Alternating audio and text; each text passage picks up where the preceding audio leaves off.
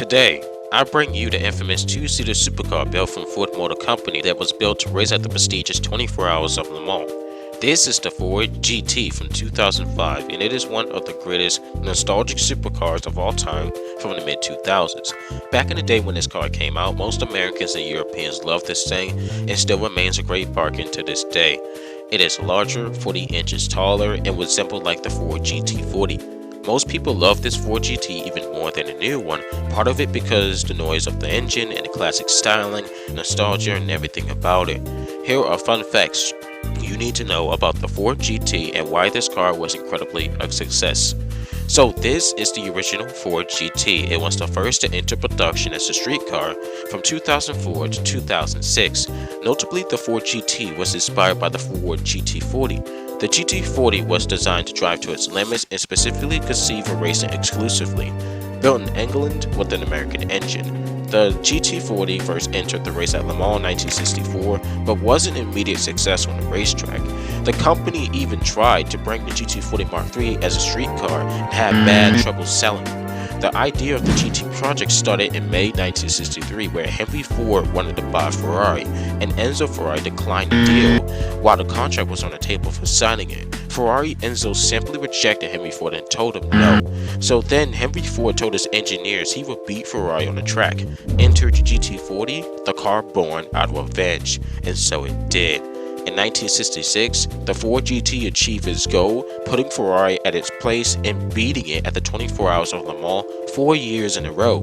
Then fast forward into the early 2000s, Ford was working on developing an inspirational supercar from the Gt40. The name GT specifies sports racing, and this Ford GT was being built on a larger scale.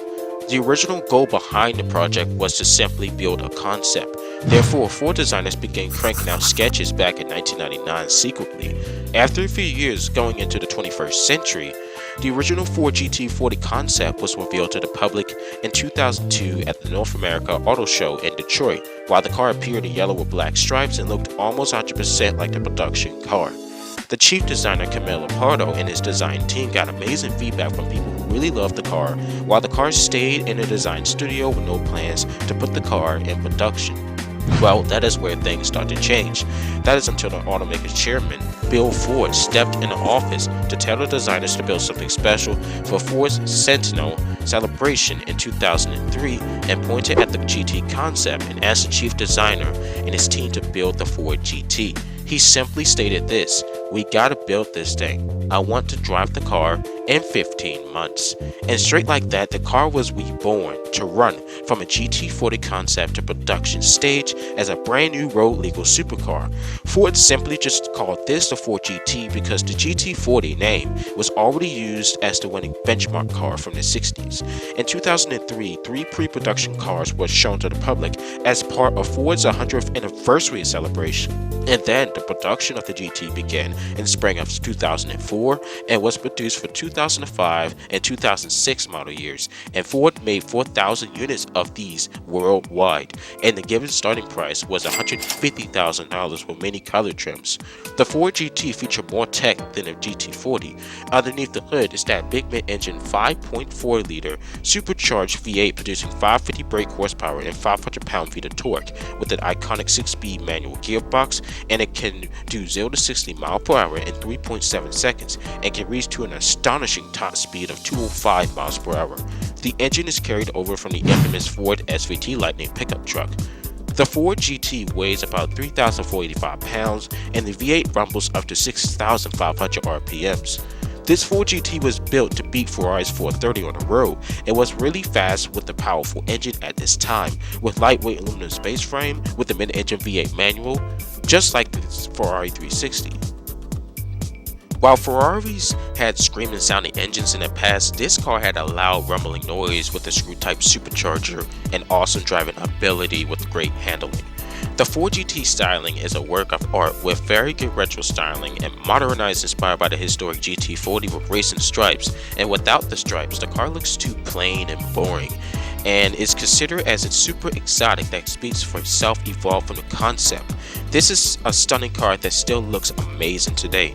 The nostalgic part about this Ford GT is that if you played Gran Turismo, the Ford GT was also shown on the game cover of Gran Turismo 4. Polyphony Digital, who are the creators of Gran Turismo, created their Ford GTs with Le Mans specs, the Ford GT LM race car, to also celebrate Ford's centenary. Who remembers the opening movie of Gran Turismo 4 seeing this car as listening to the ladies saying "Moon over the castle"?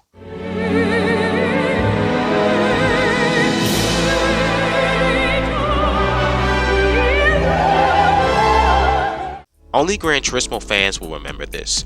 The Ford GT also appears in almost every other racing game, games like the Ford Racing Series, Forza, Gran Turismo, Need for Speed, Assetto Corsa, Test Drive Unlimited, and many more out there.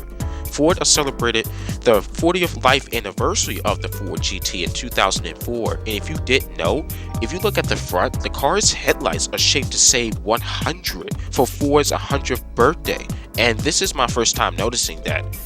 The Ford GT actually looks pretty good in the interior, interesting inside despite the retro materials with a lot of big gauges stretching halfway through the cabin.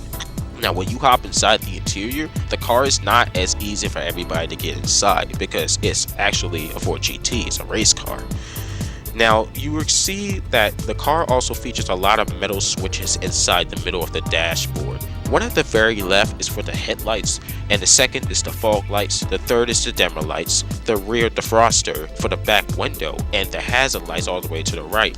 On the center console, there you see an old school stick shift with a parking brake and air conditioning dial climate controls that really feels nice to touch. The massive gauge clusters behind the steering wheel is the RPM tachometer. There's a lot of gauges, so I'm just going to go to the most important ones. You get boost, you get oil, you get fuel, and you get water, and the big speedometer are the most important. The seats with the holes in it look cool, but I heard that they are really uncomfortable for most people when a driver sits in a car for a little while because the holes tend to really bother your spine. This car has normal turn signals and windshield wiper lever behind the steering wheel. Ford used cheap parts to make this car to resemble like the old Gt40. Every look in this Ford GT is a huge drawback from the race car Gt40, and I got to say that Ford did a really good job putting this car on the road with the design together. And there's not really that much to talk about in the interior because it's just not that much in here. The practicality of this Ford GT, the front trunk is very tiny and it only contains 1 cubic feet of trunk space, so the front trunk is not really friendly. You can't fit almost nothing in it, almost maybe one item, and that's basically it. The Ford GT is a driver's car and has an amazing performance. They made this car simple to drive with good steering and a smooth stick shift that feels good. It's well balanced with a monstrous torque and a powerful V8 exotic supercar. Now this car may sound like intimidating to drive because it doesn't support traction control or stability control, but they made the car where it's drivable, fast, and satisfying. Because when this car was new, the starting price was a big deal. It was cheap in comparison to each other rivals like the F430, the Celine S7, and the Porsche Carrera GT, and many more out there. Because the company were only able to use cheap parts like Ford to build this car that became a great American supercar and was a big deal. Nowadays, if you buy this Ford GT, it is more expensive and the prices do vary sometimes, but never comes at a small price. So you're going to be purchasing a couple $100,000 for this Ford GT. It is rare to find, collectible, and worth test driving if you like manual supercars like this. Ford even produced a limited roadster edition of this Ford GT called the GTX1 that made 700 horsepower. Now, additional facts about the Ford GT. This Ford GT even entered sports car racing. It came back, and instead, Montauk Concepts made an agreement in 2007 with Ford Racing to develop the race car for competition. First, they made the Ford Gt Gt3 and won in the FIA GT3 Euro Championship in 2008. Then they entered the next level with the Ford GT1 version in the FIA in 2009, with the engine making 600 horsepower. That is the most powerful racing variant. The GT2 Mark Robinson race car was built to enter the class in the American Le Mans series and even joined the 24 Hours of Le Mans as the GT2 in 2010 and 2011 and raced pretty good for its class. And personally, I like the race car, and the street version of the Ford GT is amazing.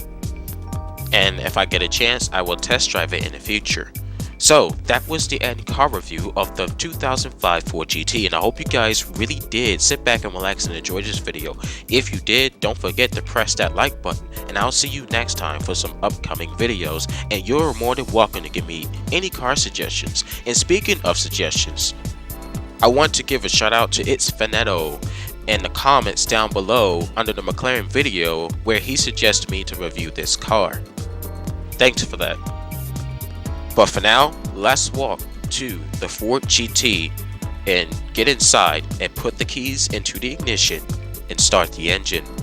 And then afterwards, we're going to test drive Gran Turismo's Ford GT race car at the racetrack called Monza.